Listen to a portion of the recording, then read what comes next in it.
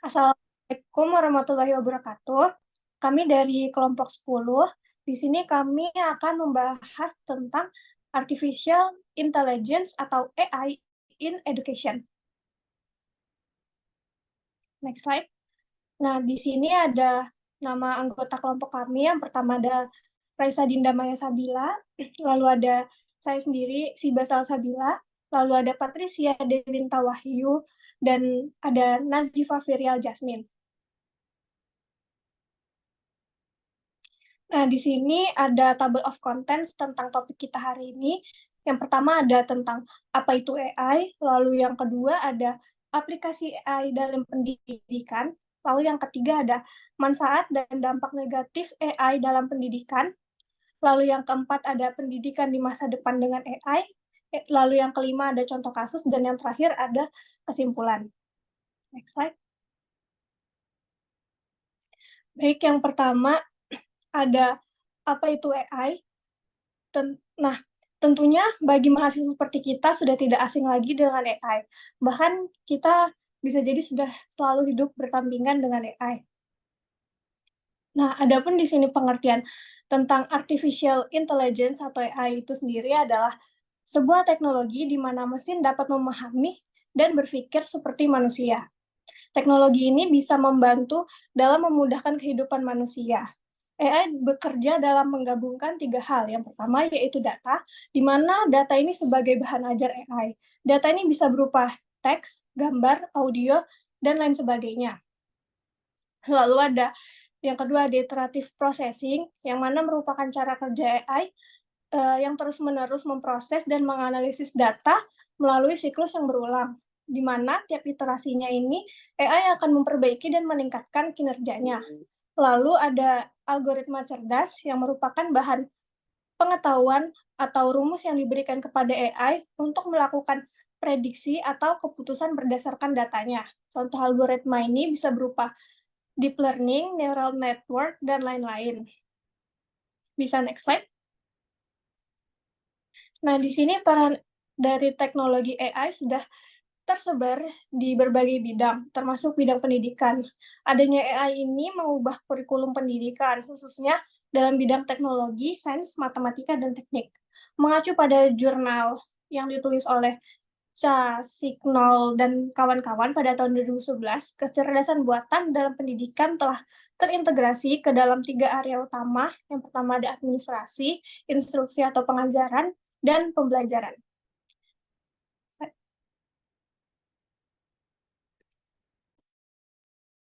Oke, selanjutnya ada aplikasi AI dalam dunia pendidikan. Di sini kami mengambil beberapa contoh. Yang pertama itu adalah Turnitin. Turnitin sendiri merupakan aplikasi AI yang membantu untuk mendeteksi plagiarisme dalam karya tulis siswa. Dengan analisis teks yang canggih, Turnitin memastikan keaslian tugas dan mendorong integritas akademik. Yang kedua adalah Humata AI. Rumata AI adalah asisten pembelajaran berbasis AI yang membantu siswa untuk memahami materi dengan memberikan penjelasan dan jawaban atas pertanyaan mereka. Dengan dukungan AI, Humata AI mampu menyediakan bantuan belajar yang personal dan real-time. Boleh di next slide. Selanjutnya ada virtual mentor. Virtual mentor adalah AI yang bertindak sebagai mentor pribadi bagi siswa. Aplikasi ini memberikan bimbingan akademik, motivasi, saran belajar yang disesuaikan dengan kebutuhan setiap individu. Selanjutnya adalah Presentation Translator. Presentation Translator adalah aplikasi AI yang menerjemahkan presentasi secara real-time ke berbagai bahasa. Ini memungkinkan siswa dari berbagai latar belakang bahasa untuk memahami materi yang disampaikan dalam presentasi. Selanjutnya, ada manfaat dan dampak negatif AI dalam pendidikan. Untuk manfaatnya sendiri di sini ada 3. Yang pertama, kemudahan aksesibilitas materi. AI memungkinkan siswa untuk mengakses materi pendidikan kapan saja dan di mana saja, tanpa batasan geografis. Ini meningkatkan kesempatan belajar bagi semua orang. Yang kedua adalah prediktif. Aplikasi AI dapat menganalisis data belajar siswa dan memprediksi kebutuhan serta kesulitan mereka. Dengan demikian, AI dapat memberikan intervensi yang tepat waktu untuk meningkatkan hasil belajar. Yang terakhir yaitu kolaboratif. AI mendukung pembelajaran kolaboratif dengan menyediakan platform yang memfasilitasi diskusi dan kerjasama antara siswa dan guru, meskipun berada di lokasi yang berbeda. Selanjutnya, ada dampak negatif dari AI. Segala sesuatu yang berlebihan itu tidak baik. Penggunaan AI yang berlebihan dalam pendidikan dapat menghambat kemampuan berpikir mandiri dan kreativitas siswa. Di sini terdapat tiga contoh untuk dampak negatif. Yang pertama adalah tidak kritis. Penggunaan AI yang tidak seimbang dapat membuat siswa kurang kritis dalam berpikir, karena mereka terlalu mengandalkan jawaban dan solusi instan dari teknologi. Yang kedua adalah bias. AI bisa memunculkan bias dalam proses pembelajaran jika algoritma yang digunakan tidak diatur dengan baik atau jika data yang digunakan tidak representatif. Dan yang terakhir adalah ketergantungan. Penggunaan AI yang berlebihan dapat menyebabkan ketergantungan yang berlebihan pada teknologi, sehingga siswa mungkin kesulitan belajar secara mandiri tanpa bantuan AI. Dengan memahami manfaat dan dampak negatif ini, kita dapat menggunakan AI dalam pendidikan dengan lebih bijaksana dan efektif.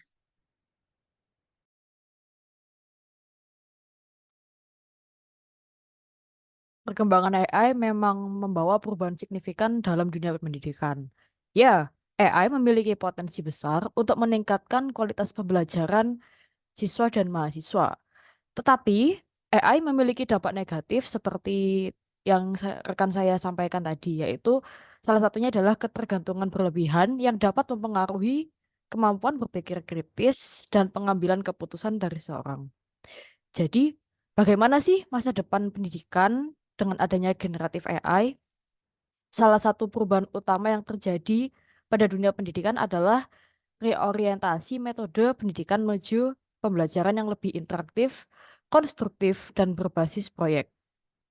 Pendekatan tradisional yang sebelumnya berpusat pada guru perlu digeser ke arah yang lebih melibatkan siswa dalam membangun pengetahuan mereka sendiri.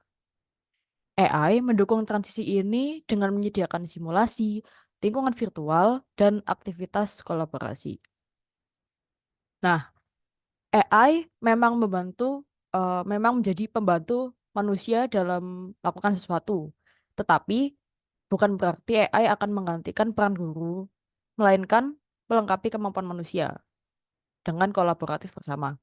AI dapat mengambil alih tugas-tugas seperti penilaian, analisis data, dan pemberian umpan balik otomatis. Sementara guru dapat fokus pada aspek yang membutuhkan sentuhan manusiawi, seperti berpikir kritis, kreativitas, dan membangun hubungan interpersonal dengan siswa dan mahasiswa. Pembelajaran berbasis proyek dan kolaborasi global. AI dapat membantu siswa untuk menemukan mitra proyek dari seluruh dunia, menerjemahkan komunikasi, dan menyediakan sumber daya dan alat yang relevan untuk pembelajaran siswa dan mahasiswa ke depannya. Pembelajaran adaptif memungkinkan konten secara selalu sesuai dengan perkembangan siswa secara real time.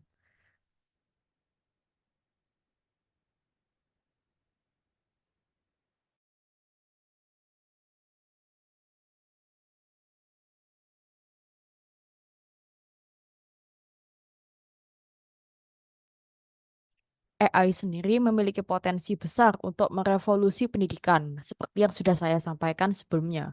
Dengan penerapan yang bijak dan bertanggung jawab, AI dapat membantu dalam meningkatkan kualitas pendidikan bagi semua siswa dan mahasiswa.